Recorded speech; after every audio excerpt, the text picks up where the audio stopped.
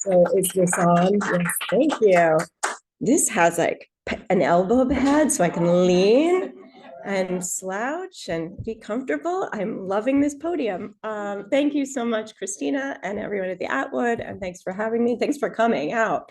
Um, I know this was rescheduled from a few weeks ago, and there's still a little snow on the ground in front of my house in Rhode Island. And as we drove here today on this beautiful day, I seem to only I come to the Cape on beautiful days. The last time my husband, who's in the back, and I were here was for a series of events in October. And I don't know if you remember, but there were some glorious days. And we actually went swimming at our hotel here on the Cape in October. So I am happy to be here. And what I'm going to tell you about, I'll talk for about a half an hour about from inspiration to publication. It was my little rhymey name for my talk, how it is that I became a debut author at 52 years old. So I'll start with the fact that I always wanted to be a writer. I wrote little stories and poems. I majored in English in college, and I think I took 18 English courses in college. And when I got out of college, I said, I want to be a writer. And my parents were like, that's like not a thing. It's so cute with your little poems and things, but what are you going to do for a job? And as much as I joke that it was all on them, I was a practical person too. And I wasn't interested in being that sort of like starving artist where you work in a restaurant all day and so that you can make your art, or you make your art during the day and work somewhere at night just to make the money to survive. And I thought, no, I really do love literature, and I'm going to find, so it's sort of three paths for me. Working as a journalist, I could go into education, and I remember sitting down with my parents and them being like, "These are real careers, these are jobs," or working in publishing for in the editorial or marketing department. And the day I got a job at Scholastic Books to edit the Babysitter Club books or be an assistant editor for babysitter clubs, I got into graduate school at Columbia and decided to go straight to grad school for education. And then I was busy. I was student teaching. I was teaching. I was grading papers on the weekends. I had 100 students. And the years went by, and I found everything else that I had sort of wanted from my life was, was happening. I got tenure. I had this nice career. I got married. I had children. And yet I still hadn't written that book. So I started to sneak it into my life when I had a babysitter and I was working on my dissertation. And it took me 10 years to write that dissertation. And it was at Columbia, but I was now older, and I had a babysitter so I could go to Borders, if you remember Borders books, and sit at their cafe and work on my dissertation for a few hours and come back home. And I would hand in my dissertation to my sponsor, who would read it, and she'd put my name on a list and say, okay, I need 6 weeks to read you because you're in a list. And there's students ahead of you. I said, okay. And I went home and I still had that babysitter for a few mornings a week. And so I wrote a novel in Borders in between handing in chapters of my dissertation. And so that's how I wrote my first novel. And then I got my first agent, and she said, oh yeah, we'll sell this, no problem. And then she, 6 months later, was like, yeah, nobody wants to buy this novel. And it was the age of 50 Shades of Grey, which was self-published. And it was like a whole thing with, you could just go on Amazon and publish your book and become an instant success and an overnight millionaire. And I thought, great, I'll do that. I stopped, I got rid of the contract with my agent. I took the book back. I self-published it. I sold 600 copies from my garage, and it was hard work, and it was a little embarrassing, and it was humiliating to sort of have this work that you're so proud of, but also isn't really accepted. And bookstores were like, oh, we can't take that. We can't sell that.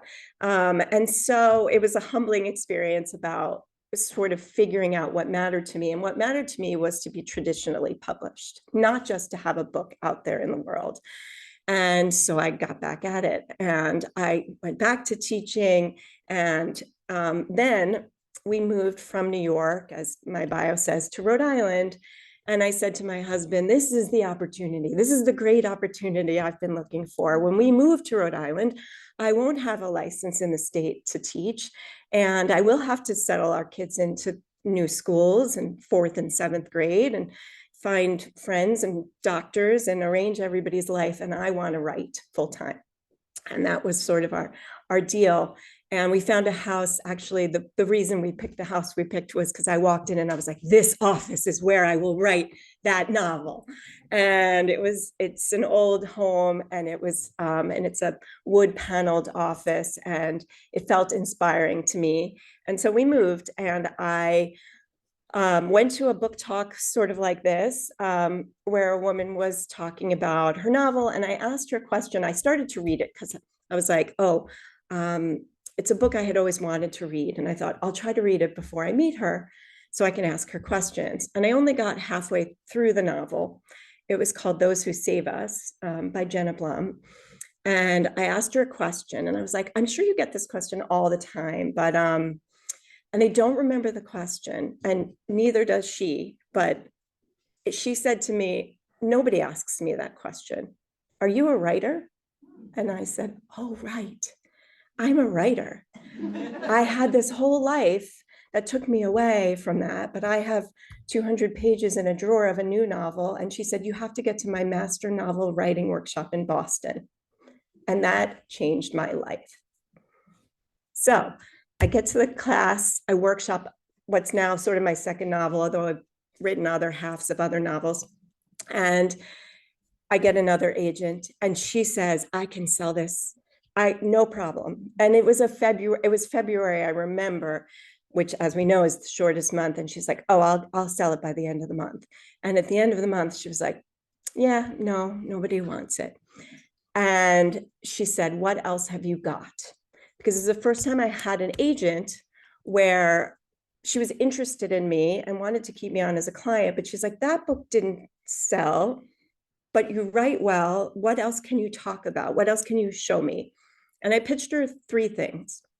And she said, and meanwhile, up until this point, I only wrote contemporary novels. I wrote funny novels about a woman in her 30s and I came up with some story, had a problem with her children, her job, her husband, her mother, et cetera, et cetera.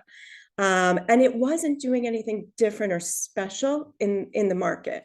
And then I wrote, I got a good one. A woman in her 40s who, okay, you see, as I aged, my characters aged, but the story wasn't changing and it wasn't doing. And so that's why the agents were liking the writing and there was enough interest, but it wasn't, if you walk into a bookstore and you see there's just so much out there. And as a debut author with no name behind her, nothing to follow her into a bookstore, why buy that book? So she said, no, write that. And now I'm going to write my 3rd contemporary. She said, yeah, write that one about the college reunion, 3 women who go to their college reunion, et cetera, et cetera. So I did. I wrote 100 pages of that. And I was like, this is the best thing I've ever written.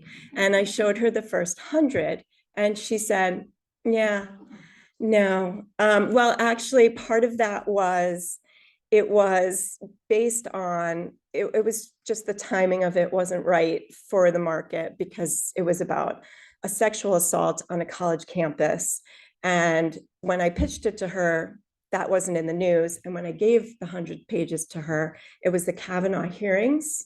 And everybody was talking about sexual assault in the late 80s, early 90s, and people were telling their stories. And she's like, #MeToo, everybody's telling this story. Yours is not going to stand out. Don't tell this now. And it wasn't my story, it was fiction, but it was like, no, what else have you got? And I said, I have nothing. I have nothing left. This art has taken everything from me. And she said, no, no, no. You pitched me this historical novel about Nantucket. And I said, well, I was really just kidding. And she said, no, tell me again. And so I told her, I have this idea based on the surrounding Nantucket's Great Fire of 1846, because I didn't know about the event. And I've been going to Nantucket since I was 8 years old. and the fire captivated me. And she said, write that one. So I did, and so here we are. I will tell you that she then didn't like the first 100 of that one either.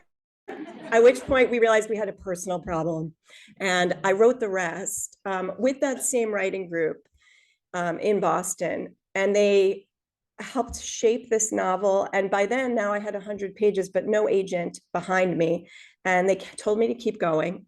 They believed in the story. They believed in the characters that I had presented to them in the first 100, and they knew there was something there that I needed to see through, and so did I.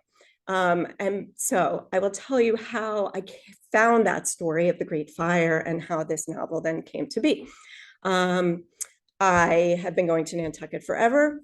I will tell you, though, that I haven't stepped foot. I have now, but I hadn't really been in the Whaling Museum for a very long time. And so had I been in the Whaling Museum, I would have passed by a display, a big display of the Great Fire of 1846. But unless you're there in that museum walking past that display, probably it's not going to be in your consciousness that there was a huge fire. There were 3 fires on Nantucket, but the greatest was 46. So I read about it in Nathaniel Philbrick's History of Nantucket, away offshore. I now call him Nat. He's my friend.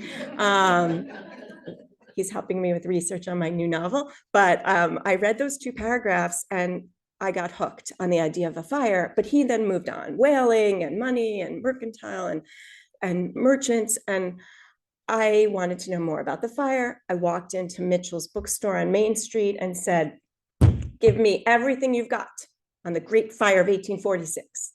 And they said, we have nothing. And that was both good and bad, because it meant then this is a story that could be told. There's room for it. There's space for it. It's not like here's 10 people have been talking about it forever. But it was hard then for me to feel like, where do I start? And so they said, try the other bookstore on Main Street, on whatever center, no, whatever street, on Broad, Bookworks. So I walked over there and they said, oh, this guy self-published a history of the fire. And they carried it, which was nice of them, because they were a regular bookstore, but they carried his self-published history of the fire. And I read it cover to cover, and that I was sold. I had everything I needed to have the backdrop of this story. He kind of goes chapter by chapter into different homes and follows different people on the night and hours of the fire, which gave me a sense of where everybody was. And then I could pick and choose what I needed for the backdrop of my story. And for the very first time, I had something I had never had before, which is a plot. I had like the beating heart of a story. I have a fire that's going to hit this town, and what's going to happen to the people. And so I realized I was writing, without meaning to at all, a historical novel and an action sort of adventure tragedy. And so I researched by watching Titanic again and disaster films, because I wanted to know the trajectory of, like, we know what's so great. You walk into Titanic, you're not like surprised that the ship goes down, right? Spoiler alert, the perfect storm, the perfect storm, like something bad's going to happen. The boat's going to go down. The Andrea Gale's going down. So what's interesting is like, well, that's going to be like my book. There's a great fire before you pick it up or open it up. So what makes it exciting or tense is actually that drama between you knowing it and the characters not. The dramatic irony. I love that. And I realized, like, that's what gets my heart beating when I'm reading something and turning pages. Like, will they find out? Who knows this? Who knows that? And so I give characters different secrets that we know everything. We know their secrets. We wonder if they're going to be revealed. And we know that it's set against the backdrop of a big fire that's looming and coming. So in my writing group, when I first shared the work with them, my friend Mark Cecil said, I love this so much that I want to know more when the fire's coming. I want a ticking clock. So now I put in the book, it says like what day it is, and when the fire's coming, which is great fun for me. And then people will say something to me like, I was reading your book in bed and I was going to bed, and then I turned the page and it says Day of the Fire. And I had to keep reading. And so it was really fun. And it was a different kind of writing for me to write something that had that action and that forward momentum. But at the same time, I wanted it to have characters that you care about and heart and something, it's like you pass by an accident on the side of the road, unless you know the people and care about them, it's just a passing thing in your day. You have to love them and know them. And so that was the next step. I have this great backdrop and this timeline and this excitement, but now I need characters that we care about and relate to. And going back to the book that was not a success right before this, 3 women go to their college reunion. No trip is ever wasted, my grandmother used to say. Okay. So that trip, 100 pages of this novel going there, brought me to, I love writing from 3 points of view. It was really fun. Everything I'd written up to that point was one character. And there's something to be said about that too. But this was like, oh, and also I can move around. And so I knew I was going to have 3. And there's that triangle, there's like the thing of like who's in, who's out, who knows what somebody else is thinking. And so the question was, who are those 3? First person to pop into my head was a whaling captain's wife, because when I started my research, at least I knew very little, but I at least knew that much about Nantucket, that if all the men are out at sea, who is left behind to take place of, to take, to do everything on the island? And it was women. And so I started there with Eliza Macy. And I will say one other thing, which was, it was sort of daunting to write historical fiction, like the amount I said, I know a whaling captain's wife, but I had to read so much history. And I realized that the 10 years I spent doing my dissertation, I love research. I'm not afraid of it. I'm good at it. But I thought that was like one career. I would be a professor of education or literature. But here I wanted to write fun things. And I figured out how to take that skill that I'd been honing and using all those years for something for good, to put it to use in the career that I really wanted. So I got stacks of books. I read about whaling. I read about Quakerism. I read about suffragists, abolitionists, because Quakers really began those movements, and a lot of them came from Nantucket. I read about women in New England. I read about whaling captains of color. And then I read a book about education and what was happening in terms of the segregation of the schools on the island. And so my first character is Eliza Macy, whaling captain's wife. Her husband's been out at sea. They went out for longer and longer because they had overfished the oceans and had to go farther into the Pacific to find whales. Journeys took several years. A marriage like that leaves room for what is he doing, what is she doing, and they're going to feel emotionally distant and because they are physically distant. She gets a letter when the book opens saying from her husband, Henry, I know I said I'd be back in July, but sort of like something has come up and I won't be back as scheduled. And she is out of money. She feels very alone. She feels tremendous responsibility for taking care of the house and her daughters, 16-year-old twins and a 20-year-old daughter. And she is not happy. So she's not her best self when the book opens. She's desperate. She wants to make sure that her son-in-law's business does well. And that brings the second character. Well, I'll skip that one. So she's a fairly traditional whaling captain's wife, stays at home, deals with children, and doesn't work outside of the home. So I thought, okay, who would be a good counter to someone like that? And I came up with Mariah Mitchell. Does anybody know Mariah Mitchell? Okay, awesome. Mariah is really, she is a famous daughter of Nantucket, one of the original, and there are some greats, but I'm going to say she was the greatest. She was the librarian at the Athenaeum, and she was a scientist. She was an astronomer. And she spoke several languages. She worked outside the home. She made her own money. She was independent. She never married. So she's an interesting counterpoint to this. And I thought, well, what if they're friends? Um, and she really is like our first woman in STEM. That's how I think of Mariah Mitchell. And she did discover a comet after the fire. She went on to teach at Vassar, and there's the observatory at Vassar is in her name, as well as the observatory on Nantucket. She's just like my fave. So then I thought of who would be the third person, and I was reading about the issues with race on the island. And I think we tend to think of Nantucket as a pretty white place. And if I polled people in New England and said, if you were to take an island and say, where would the majority of people of color of a Black history, Martha's Vineyard or Nantucket, I think most people would say Martha's Vineyard because it still has a legacy that we know of today. But Nantucket was also a place where there was a thriving Black community, and that had to do with whaling.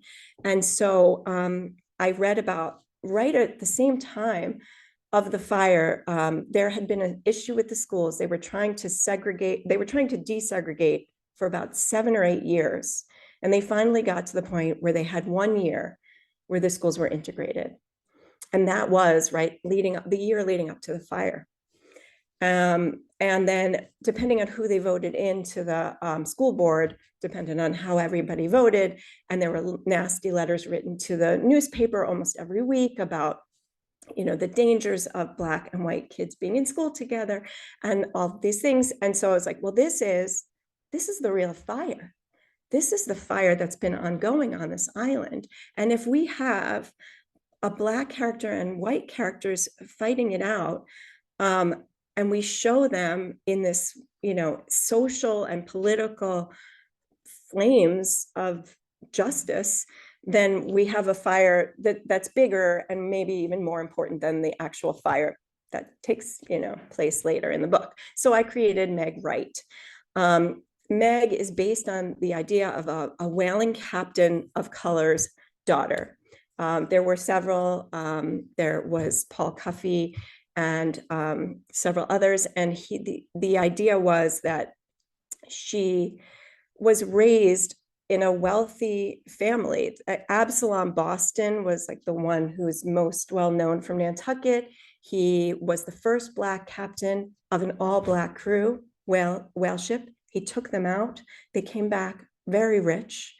And he stayed on Nantucket. And I thought he stayed on Nantucket because he's like, great, I made all my money, opened places of business and set up a whole commercial town, like downtown, but it was like a mile outside of the real town.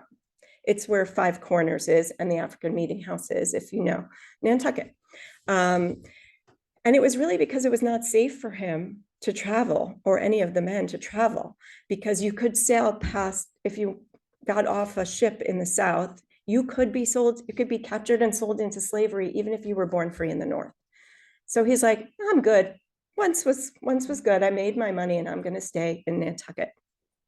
And his daughter tried to get into the high school. She took the entrance exam and passed, but was denied entry based on the color of her skin. So I based Meg Wright on several characters like that, who she herself had passed the entrance exam for the high school 8 years earlier, was denied entry, and now has a young daughter in this first year of an integrated school. But it is so precarious, and she's very nervous, and she's pregnant with her second. She lost a baby in between. And so we see her on a hot July day with her very large belly, worried about her daughter, and also working with her husband to move their shop. They have a cobbler shop that's outside of town. They want to buy property on Main Street, be the first Black owners of a building on Main Street, and have their business there. This is something that is not within what Eliza would like, because she too has a shop that her son-in-law has, and she feels it encroaches on her son-in-law's shop. And the book opens with them, you meet each character. And well, I'll say it this way, my teacher, so Jenna Blum, who I met at that event, became my teacher and is still my writing teacher to this day. And when I said to her, well, this editor I spoke to said I should start at like a town hall meeting where everybody's contentious over issues in the town. She said, you can't start at a town hall meeting because we don't know everybody. Like, it's too many characters to meet at once. It's like walking into a party where you don't know anybody. She said, but if you introduce them first, I was like, if I give everybody a chapter. So you meet Eliza, you meet Mariah, you meet Meg, you find out they're all going to the meeting for different reasons. And then we put them in there and the fire starts. And so that's how I constructed it. And that's how I thought of each character and wove them together, so that we can follow each and understand each woman along the way. I feel like that's good about characters. And I can tell you a little bit about, I think, structure I got, characters I got. What else do I got? I feel like maybe I should take questions at this point, but I'm like thinking, Brett, is there anything now you think I'm good? I feel like I've talked about everything. I'm sure I'm missing one category, but I can tell you that when I was writing, this came to me because of the fire, but the fire is later in the book. And I just read a book where there's a historic fire and it's at the beginning. It's the inciting incident that gets everybody into where you meet everybody. Mine, the inciting incident is that town hall meeting, and the fire is sort of that climax. And so I was thinking about the structure of it in terms of like when you place something and how you lead up to that. And I wanted to write the fire so badly, but I kept writing character and chapter and people meeting each other and having lunch and talking. And I couldn't seem to get to that part of the book. For my own writing, it kept eluding me. So I complained to my friend Trisha and said, Trisha, I want to write the fire already. Like, why is it taking me so long? She said, Julie, you're the writer. Can you just go there? Can you just stop what you're doing and write the fire? And I was like, no, I write in order. And I never would have done this, I don't think otherwise. She's like, just tell me how the fire starts. Do you know how the fire starts? I'm like, oh yeah, I do. And she said, can you just start right there? And I did. And those 100 pages were hardly ever touched after. They came out of me. I had been waiting so long to write them that they came out of me, and that part of the book is largely the way it was in that first draft, where so much else had changed. And what I learned about characters under duress, under pressure, helped me write them better earlier. I was able to go back and I knew them better. And so then I could, not only just fix the beginning, but get that middle piece down. Yes. Oh yeah, thank you. See, that's why I need you. The prologue. Speaking of, I was like, I know there's something with structure. So when I got a new agent, all was well, and we were getting ready to send. She usually, agents very rarely just sell something. They'll read it and give you some notes too. So I did a revision with her, and then we were getting ready to send it out to editors. And she said, like, a few days before we were going to go out, let's say we were saying May 15th, we're sending this out. Like May 1st, she said, I feel like you need a prologue. This book needs a prologue. And I said, okay, what are you picturing? And she said, I want to know the whole history of Nantucket up until this moment. Can you do that in 2 or 3 pages? I was like, sure, Allison, I can do that. But actually, and it was my friend Trisha who I read it to over the phone the first time, that same friend from my writing group. I did have sort of like, there are moments when the muse really enters you and you're almost possessed. And I sat down and I knew what the first line would be, which is, it's something like, before you begin this tale, you must go back. And so I say, not so far back, not to the beginning, but, And I could read you the prologue, perhaps, but we could see if you want that. As you know, it's only 2 to 3 pages. But she said, I just, so I sat there and I did it. And that was the other thing that kind of came out fully formed. And I wouldn't have been able to do it first. And I'm finding that now too, because I'm planning a prologue for my next novel. And I'm trying to write it because my writing group was like, we think this could be a cool prologue. And I had a different idea for it, but I was waiting till the end because that's like now my thing. I write the prologue last. But so anyway, I'm not sure that I'm getting this prologue right. And I do think I need so much knowledge. It's like the way that's, it's an omniscient sort of voice that you need to have. And that's kind of after the whole story is done. And she had said this, and she's like a bird's eye view. That's what I want. And so I was able to bring that in. And then I was interviewed about the prologue for a podcast that looks at the writer's craft of the first few pages of a novel. And she said, I just think it's so amazing how you wrote it in second person omniscient. And I was like, I did. I was like, really? The book had been out for several months and I didn't know that. But I told you that sentence, before you begin this tale, you must go back. And I was like, I did write it in second person omniscient. If you'd like, I can just read that to you and then we'll stop and then we'll have questions. Okay, cool. I'll go get it.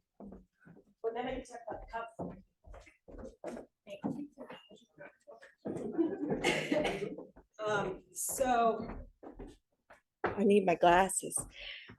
So the other thing, when I saw this book, I realized that this is a second printing, which is a really big deal for a debut author to to have.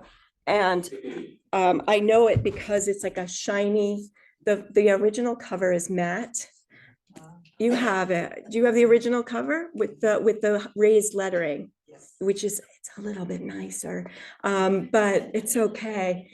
But they did, but so I can tell the difference between the two printings. All right, here we go. You're gonna hear that sentence now again. Also, I got to do make a map, which was so much fun. I love novels with maps. And now my next one will have a map of the whole globe, basically, which I could tell you about in the question and answer period. But the thing about the map, the insider's fun fact, is they had me make the map and then they, had a graphic designer make it nice. I did like a 10th stick figure drawing with the numbers and stuff. But I didn't think about, I'm no map maker, and I didn't orient it north, south, east, west. So this is like actually supposed, like this would be north. This is like, so anyway, there's a sentence that says like the fireman came from the east. You look at this map, you're not going to know where that is. Forget it. I did it the way I come off the ferry and go up Main Street. That's exactly what the map is. Okay. It's like Julie walking Main Street, Julie walking town. So prologue, Nantucket Island. Before you begin this tale, you must go back. Not so far back, not to the beginning when natives were first naming names, claiming territories that they would eventually be stripped of. Pacamo for a clear fishing place, Sankaty, meaning cool hill, but far still. Back to 1659, perhaps, to when European settlers with names like Starbuck and Macy, Coffin and Hussey landed at the tip of Nantucket and then moved across the island where they founded a town. But what to do in this town on this faraway island? The land, you see, 14 miles of it, 5 miles wide at its broadest, was too windswept and sandy to cultivate. And so these men learned from the Wampanoag how to spear whales off the southern coast, along the strip of beach you now call Surfside, just offshore, right there. Imagine their humped backs rising from the Melville deep sea. Shield your eyes from the sun and look. Squint back in time. Smell the rankness as each carcass is hacked into blubbery pieces, boiled down and rendered into profitable oil. Oil for wax and candles, oil to spark a flame, oil to light the entire world. But that's old news, old even to the townspeople of 1846. By now, the men have killed all the whales and, through diseases, all the natives too. The families of those founding settlers have multiplied and gotten wealthy, so very rich. They have built up their small town on a gentle slope, wooden house next to wooden house next to wooden house, structures that grow from modest to grand and grander still, a tightly packed, densely populated and busy commercial port anchored at its piers by hundreds of barrels of oil. Nantucket is now the whaling capital of the world. Only where are the whales? Sailors can no longer find such creatures within a day's journey, within a week's journey, even within a year or two. They must now venture for 4 years at a time to hunt in the Pacific, rounding Cape Horn and crossing the globe, leaving their families behind. And who is left on this windswept sandy island 30 miles out to sea? Women and girls, sisters, mothers, and daughters. Women keep the island sailing smoothly. Women maintain the shops as owners and store clerks, manage the bank accounts and run the homes, feeding the little ones and the aged alike, churning butter and politics as well as the tide of gossip. Thanks to their progressive and equality-based Quaker ancestors, they're educated and outspoken, these women, living in a way that is decades ahead of their female counterparts on the mainland. Thanks also to Quaker ideals, abolitionist fervor thrives on Nantucket, making the island a safe haven for escaped slaves running from the South. Those slaves are free here, marrying one another and the few remaining Wampanoag, and have children born free. They too are educated. They too are free to go to sea and return rich. But as we all know, there are degrees of freedom. Certainly men other than whalers live on this island too, retired merchants and captains of whale ships, men with professions on land that help those to profit at sea, boys who are not yet men, men who want to see society advance, as well as those who wish to protect the status quo. But how to prove your worth without a harpoon? There are other ways to wound and other ways to win. This close-knit community is on the brink of something historic, you see. Devout Quakers, bigots, old flames, new loves, abolitionists, titans of industry, close friends, neighbors, and acquaintances, an island of cousins, all living in homes that practically touch. And of course, the presence of all that oil, surrounded by other combustible material, rope walks, haylofts, candle factories, giant barns where sails are made. They are aware, of course, of the flammable nature of their island home, having been tested before by the great fires of 36 and 38. This well-read and well-bred community likes to think they are prepared for anything. But do they know enough? It's July 1846 on Nantucket, and it hasn't rained for weeks. Every great fire begins with a tiny spark. All Nantucket needs now is for someone to light the fuse. Thank you.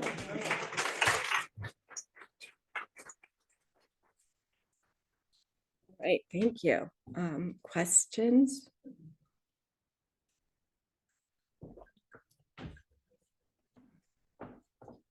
Yeah. Yes, I did.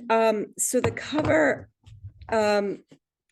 was terrible originally. It was like, and it's a popular thing right now. And so many of my friends have these covers for historical novels. You go into any bookstore and you will see like almost like a photograph of a woman with a backdrop that's historical to show you. So it's like the Eiffel Tower and a woman with like a bobbed haircut in a green dress. And so, oh, 1920s Paris, and then the title, and that it is also supposed to work together to tell you something about the novel, not, the art in conjunction with the title.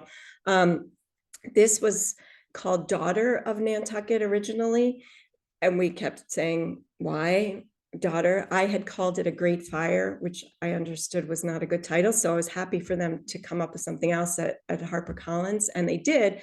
But my agent and I were like, in fact, my agent's first email about it was daughter or daughters. That was the whole email. And she wrote back daughter, or my editor. And I was like, well, and then I saw the cover and there was a white woman on the cover. And I was like, I can't just have one daughter. This is like, the book is about equality. And here we are already. This is, so I was able to make the case, not just in terms of like, this is bad art and I don't like the look of it, but also you have to add an S to daughters.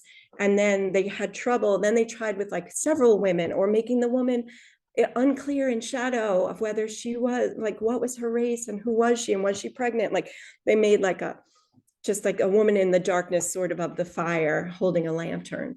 And that was pretty, but it was very dark. And so then as the months went on, it was like a several month process. And finally, I was getting I've become friendly with a lot of authors, and I was getting a lot of blurbs, which you'll see in the front cover, praised for Daughters of Nantucket. Pam Jenoff, who's a New York Times bestselling author. I'm friendly with her. Christina Baker Klein agreed. And I was like, we're putting Christina on the cover of this book. I love Christina's work and the fact that she did this for me and has become a friend. And we've talked about our work. Like she took a phone call or two with me to help me with my next book. So anyway, they were like, she's not a debut author. Like she knows everybody. Adriana Trigiani wrote me a blurb. And so I was like, getting more, like they felt like this book could do more than a typical debut. And so they put their staff behind, they hired a graphic designer, and they gave me an original cover. And when they showed us, me and my husband, when they showed us this, my husband's a graphic designer, we were like, yes, thank you. They showed us this. And then there was one that, if you see, there's three women. After the talk, you can pick up a book. Three women on the whale's tail. And the other alternative cover was those three women blown up on the cover. And they were like in red, white, and blue. And I was like, this is like Hamilton. I was singing a song from Hamilton. I was like, the Schuyler sisters. It was so, I couldn't get it. I was like, this is not my book.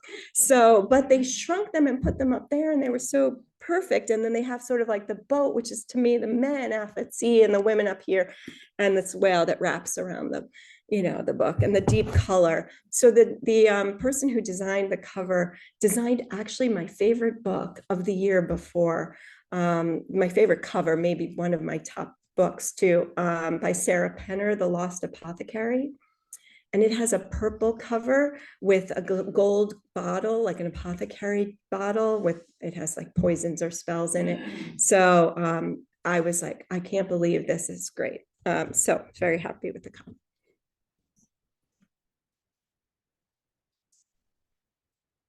Yes. Can you explain what a prologue is, please? Sure, I can try.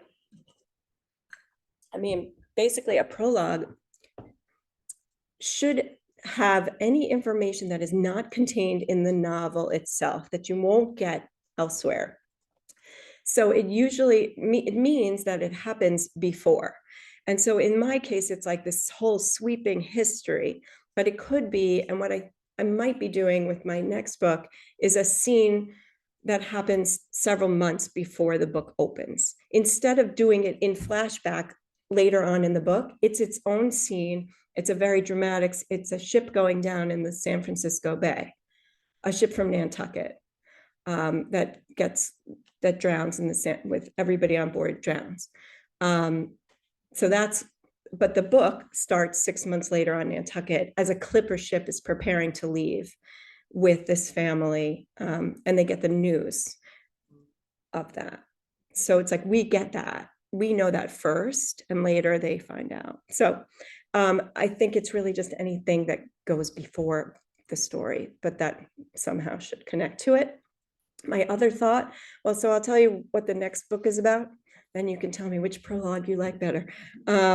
So the next book, oftentimes you have to kill your darlings. I don't know if you know that term. It means it's Hemingway, maybe. Hawthorne. It's a H. It's an author with an H. Hawthorne, we believe. Okay. He coined this term to kill your darlings. It means that you can't keep everything that you love in your novel just because you love it. Some things have to go because of the efficiency of the story, editing, etc. Not like, a sidebar or something else. You have to kill off things even though you like it. And so I have to do that with like a beautiful paragraph that says nothing, but it was beautiful. Maybe that gets killed. And I had to kill a character. And I've had to do this before. But I had two best friends for Eliza Macy. I had Mariah Mitchell competing with a woman named Nell Starbuck. But Nell wasn't a point of view character. She just kept coming into scenes and giving her opinion. And I loved Nell. I can picture her clear as day, green-eyed, blonde hair. But I just knew her really well, but she wasn't serving the story. She had to go. And so I killed her in one round of revisions and gave anything, that was important, like to some other character if it had to be said.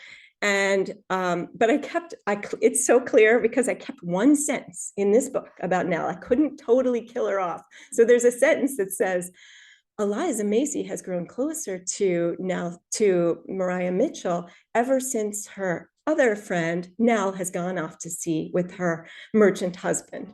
Okay. So the second book is Nell and her merchant husband, Peter, not on that journey that would have happened like simultaneously, but the book opens 4 years after the Great Fire. And you get to kind of, I pass the baton to new characters in the same world. And so someone emailed me today and said, our book club had a great discussion and we want to know if you're writing a sequel, because I left the end a little open and I had no plans on writing a sequel, but I can see where this second book will answer. I will be able to kind of answer questions that I left open in the end of the first, but it's really a whole new story with new characters. So Nell and Peter Starbuck are packing to go around the globe with their daughter, their 18-year-old daughter, Winnie. They're merchants. They go around Cape Horn to San Francisco at the height of the gold rush and on to China, where calamity ensues. Hence the global map at the beginning of the book as it follows them. And they are going by clipper ship. And I am making it the first clipper ship that ever sailed from Nantucket. And I'm making it a Don McKay clipper ship. There's one in the other, there's a model of Flying Cloud, which is his first clipper ship. He made others, but in 1851, the Flying Cloud went out, and they were made for speed, not as much for cargo room, but they wanted to get people and goods to they were called California Clippers, to get to California for the gold rush as quickly as possible. And then also to get tea back from China, they would race. Great clipper ship races, and people would bet money, and they would just like stand on the docks in Boston and New York harbors and bet on these clipper ships getting back in 90 days or 93 days. Or, the first one to the harbor had the freshest tea and the commodity that would sell for the most. And so in that spirit, I'm writing another action adventure film, I guess, and so I like having that backdrop of excitement. And so I think did I answer my own question about what's happening? Oh, so the prologue, the other idea for the prologue was to do this kind of same bird's eye view thing, but about the age of sail and about the ships. And like, there was a time when to go anywhere or do anything, you needed a boat, like to really go and to explore, to, for commerce, for trade, for everything, whether even if it was just a canoe, like you had to have a boat. So I'm thinking about that. Yes. One of the things I really liked about the book was after the fire, because you're thinking, what now? Yeah, well, don't spoil it. And you talked about how people came eventually probably from Cape Cod to supplies and everything, but I was wondering if you had any history around that whole rescue mission. Yeah, so basically a few things. One is it's interesting, interesting if you're not there, for there to be a fire on an island. And we know that from Maui. We know that from most recently. We know that you know, Chicago fire and the great fires of Boston, et cetera, San Francisco, they're connected to other towns and land, and they can get help and they can go somewhere, which is not true of an island.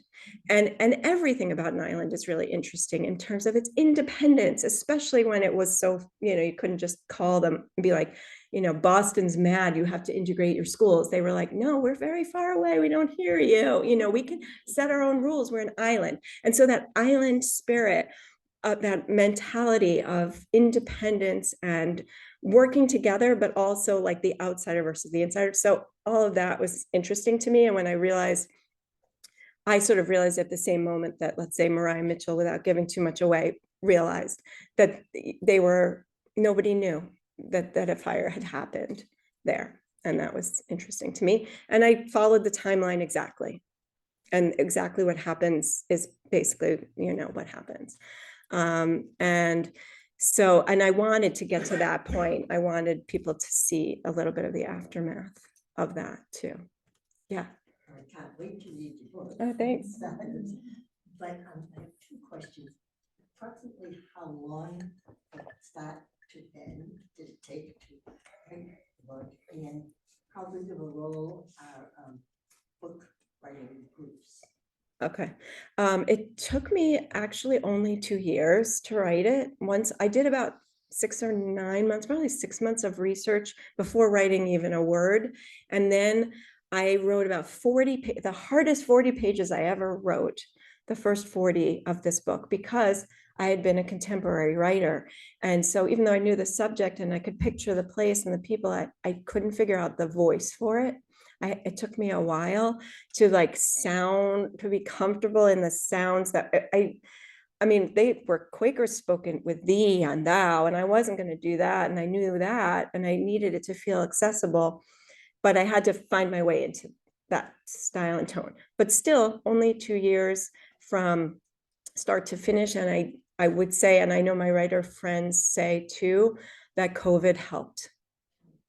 It's one of those things, if you can't go out, you're writing a lot, you know, and there was nothing else to do. And so people were pretty prolific. My friends and I wrote a lot. Of course, our book club, our writing group went online, and I was presenting chapters on Zoom at one point. But yeah, so the writing group, not everybody, a lot of people just write on their own, and they have like 1 or 2 readers, and then their agent, maybe an editor read.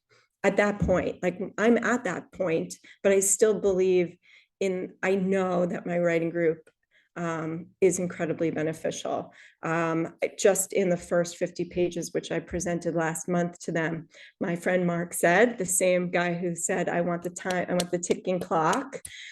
He said in this book, he said, so they're in Nantucket and they're packing and then they get on the ship in the first 50 pages. And I said, yeah. He goes, so there's no conflict at all in the first 50 pages. And then I was like, yeah, they're just packing and getting on the ship. And he's like, okay, we're going to fix that. I want this, I want this, I want to see this, I want to see this earlier, I want to know that. And then I was like, oh, okay, fine. He was right. Of course he's right. And but I could have been writing for a year or 2 before my agent or editor said something to me like that. And now I'm like, whoop, got it. Oh, I got a conflict. Winnie doesn't want to go on the ship. And her parents are like, oh, what do you mean? Of course you're coming with us. We've been planning this for a year. And then she's like, I'm not going. I'm staying here.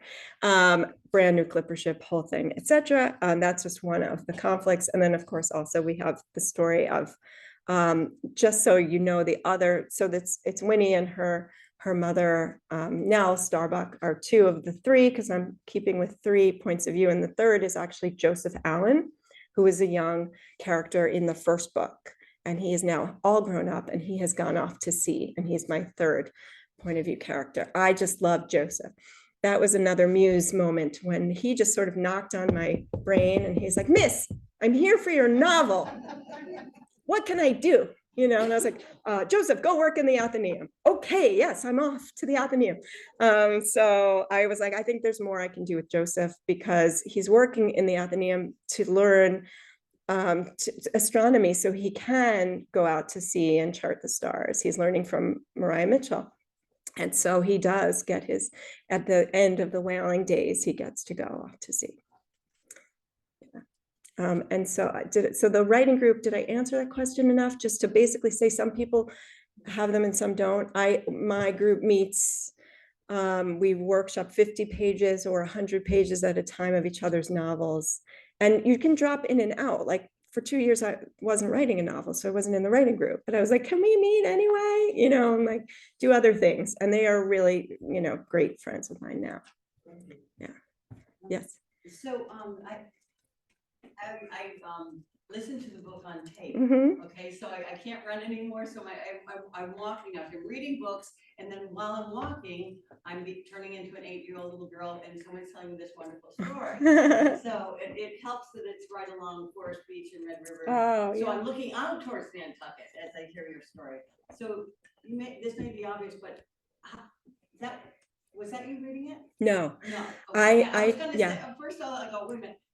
How is it that you choose the person? Yeah. Okay, so that is key. Mhm. I was just, it swept me. She did good. a beautiful job. Awesome. That's great to hear. They sent me 6 voices from actresses who narrate books. And actually, I felt like because I'm telling the story on paper, I was nervous about several things. One, writing historical fiction, having never done it. And then I got over that because I was like, oh yeah, you got this, you research. The second thing was Mariah Mitchell, which I didn't say in the talk, but it's not a spoiler, is gay.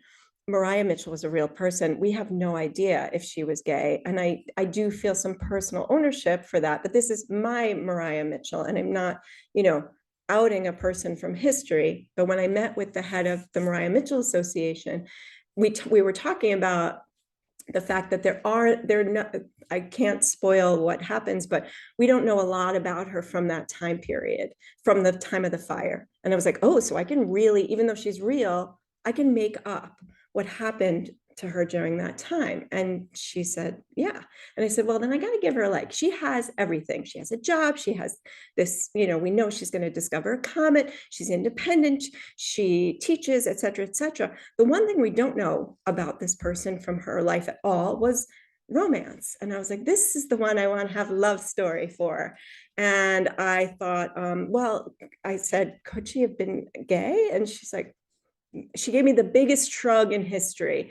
And it was just sort of enough for me to say, in my looking back on a woman who never married, you know, of course we can just say she just never met the right person. Or as she said, my career was important, more important to me, and it would have taken away everything if I had had to take care of kids and do this.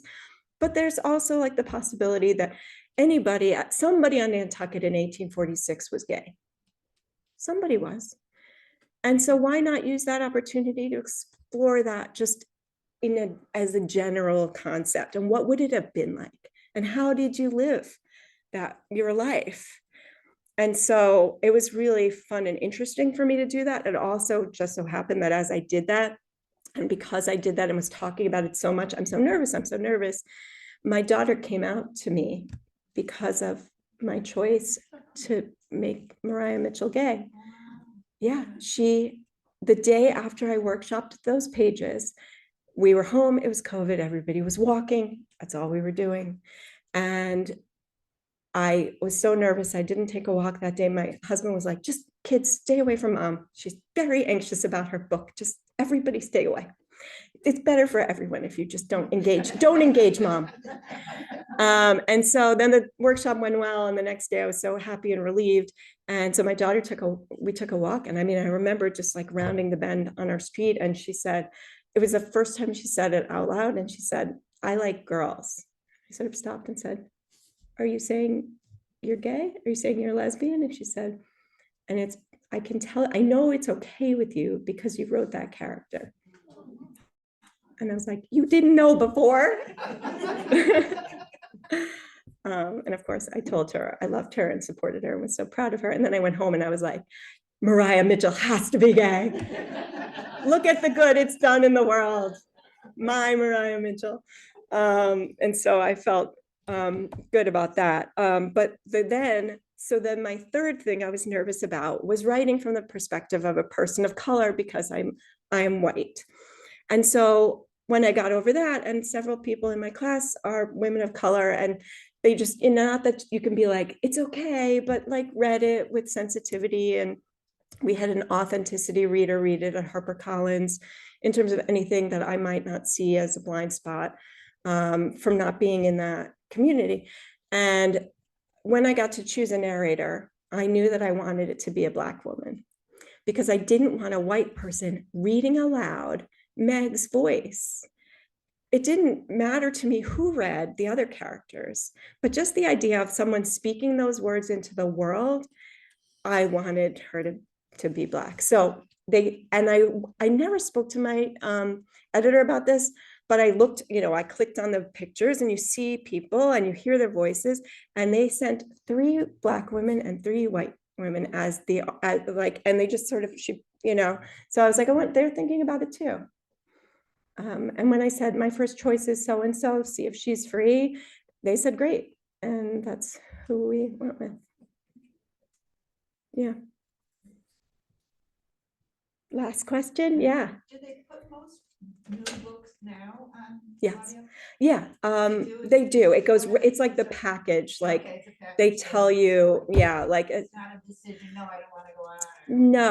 no, I think if you're with like one of the big 5 publishers or, big house, the difference was my deal was for paperback. Mine is a paperback original. And I was surprised that I was like, you said paperback, which was fine with me, but because I like paperbacks, and I know it's not like as fancy as a hardcover, but then they made limited edition hardcovers too. So I was able to kind of get that and keep that, and my parents have those. But in terms of what sells, it's paperback. And so I was like, I like that. What sells? I'll go with that. And so I was like, people were on Instagram taking pictures and tagging me in airports around the country those first few weeks. Like, you're in LAX, you're in Miami, look at you in Chicago, because I'm paperback. And so it was really great. But I knew paperback, so they say we're going to do the Kindle, paperback, limited edition hardcover, and audio. And they both come out. And they at the all same time? everything. Yeah. So that was what was weird, was the paperback and the hardcover came out at the same time. And the Kindle, of course, comes out the day that the book comes out too. And the audio too. It's all right there. All right. Yeah. Yeah. And by the way, so I listened to it from the Eldridge Library's Yeah. downloadable ebooks. Because that's the first time I actually did it, because it was a little too involved before, and all of a sudden a little triangle came up and went, oh, okay. Great. I'm so into this, that we can do that, so, and actually I spoke to the librarian today about tonight, what I was gonna be doing. So Oh, cool. Yeah. Great. I didn't buy the book, but It's all good. Yeah. Just tell everybody. You walk in the supermarket, just be like, what are you having for dinner? And have you read this book? Yeah. The word of mouth has been incredibly important to me and has done wonders. So, yeah. When can we look for the new book? So I've only written 50 pages. But so I'm like hoping like 2026, but maybe like very end of 2020. It takes 1.5 years from when you sell it. Like when it's done and sold, like that. I got the deal for this book in October of 2022. No, 2021. October 2021 for a March 23 release. So they need that 1.5 years, and I haven't written it yet. So if you do the math, it's going to take a little while. Yeah, but I'm writing as quickly as I can. And is there someone on Nantucket who's going to do tours? Oh, so I would love to, like in like my dreams of what happens, like the second book comes out and then it's like really big and people start reading, daughters who didn't know about it before because of the second. And then, yeah, we're going to have like a weekend on Nantucket. My writing group, when I realized the book was coming out in March, first they said January. I was like, oh, have you been to New England in January? That's not a great idea. And then they said August, and I was like, that's a little late. people have read their summer reads and they're going back to school and their minds are not on that summer or on that reading. So they said March. I said, fine. So I spent March doing all my stuff on the mainland, and April is Daffodil Weekend, is the last weekend of April on Nantucket. So I planned my Nantucket premiere for Daffodil Weekend, and I signed at Mitchell's bookstore on Main Street. And I said to my friends, who wants to come to Nantucket? And like 15 of them came, and my mom made flower crowns for everybody and boutonnieres for the men. And we were all decked out in yellow and daffodils. And like my daughter came and my husband and the whole family. And so I had like a cocktail party Saturday afternoon. And then we walked through town, and I did do a tour of the fire, of the historic, you know, I was like, right here. So there's recordings of me telling everybody. And those are the people who read it from the beginning and seen me, you know. So I was like, this is where the fire began on the night of 1846. And then somebody goes, make a fireball sound. And so my friend Alex is like, and I'm like, and then the fire went this way. And then like, follow me there. And we all like walked across the street. And then I was like, okay, now this is where. And so I did like 5 little places where there's a wedding, and where the Benjamin and Meg's store is, and the Athenaeum and all that. And then we went out for dinner. So, but yeah, I would love to do like tours. On my website, I have like a very short tour on like the homepage of my website. Our son is a filmmaker in college. And so we were on Nantucket the summer before the book came out. And I said to him, you're going to have to give me like an hour where you're working for me and I'm taking you around town. And he made a film for me. So if you just go to it's like juliegerstenblatt.com and scroll down to the bottom, and it says tour the town of Nantucket with Julie. And it's me standing in front of the big flower pot in the middle of Main Street, which was then hit by a car. I don't know if you've heard. Yeah, so it's not there anymore. But I was like standing in the middle of Main Street, and my son's like, you're going to be hit by a car. And I was like, hi.